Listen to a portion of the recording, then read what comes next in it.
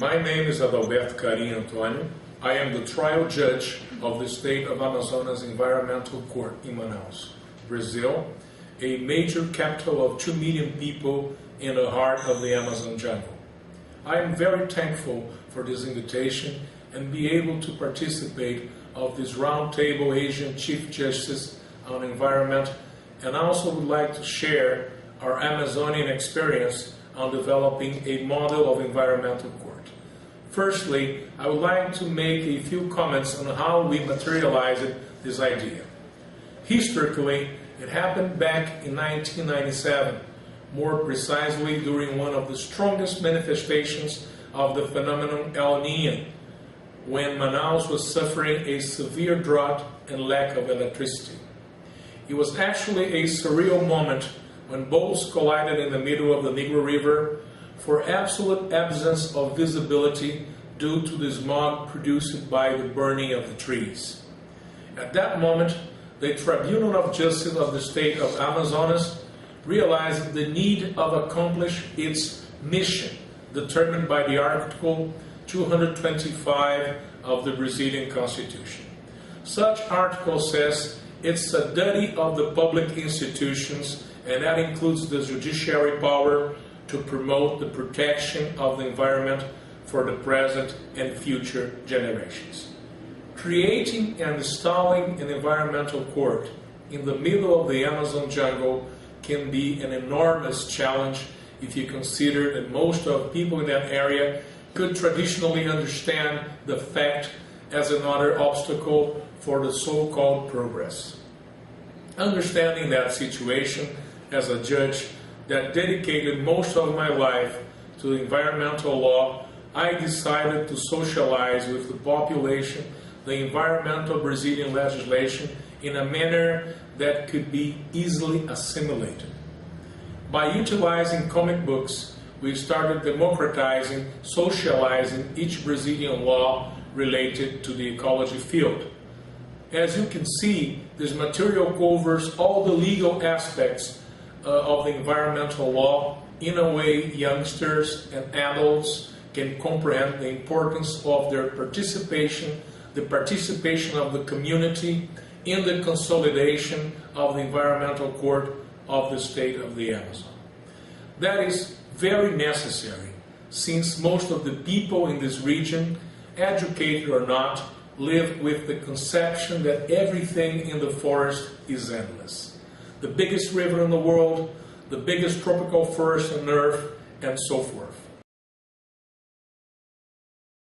We also considered that the ecological delinquent in our reality has a different profile from the other criminals.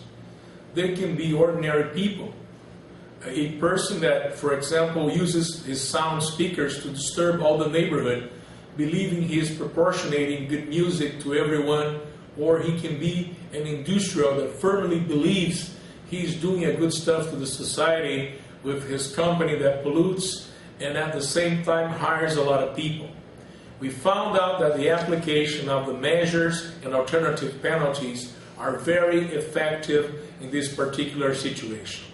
The Brazilian environmental criminal law also allows that possibility that has very good reflex, very good effects for reinsertion of the delinquent in the society.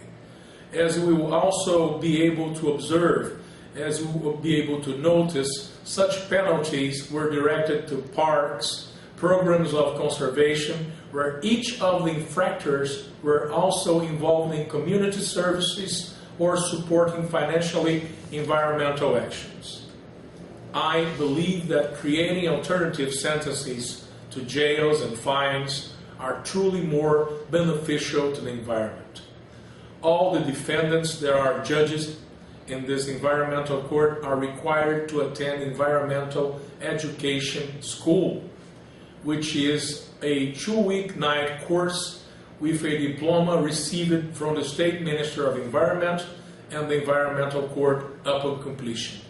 It's obvious that in order to be beneficiary of the alternative way, the infractor must prove technically to the court he was able to mitigate or obtain the resolution of the environmental problem caused by his infraction. I could give you many examples of well-succeeded sentences that resulted in positive things for the local community. For a major oil spill, a large petroleum Brazilian company located here in the Amazon was ordered to do a cleanup and build a school, water system, health facility, and also social center for the affected community. For noise and air pollution, a bus company here in the city of Manaus was sentenced to pay for and put posters about environmental crimes on the back of its 500 buses. Polluters often are determined to pay for billboards in order to popularize environmental laws. Publication of environmental law handbooks and environmental education comic books, as you have seen, for a student, which I personally write and illustrate. Others convicted, instead of paying fines or going to jail, are ordered to finance rehabilitation of degraded areas in the city, build recycling centers, or contribute to support a center for education of environmental criminals called PEVs and OCAs. I usually say that when I first received the mission to implement this green justice here in the state of Amazonas, I confronted a blessing and a curse at the same time.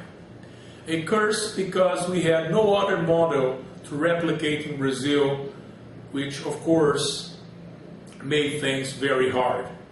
The blessing, I say, consisted in finding a solution for our ecological and juridical problems using our own solutions according to our possibilities.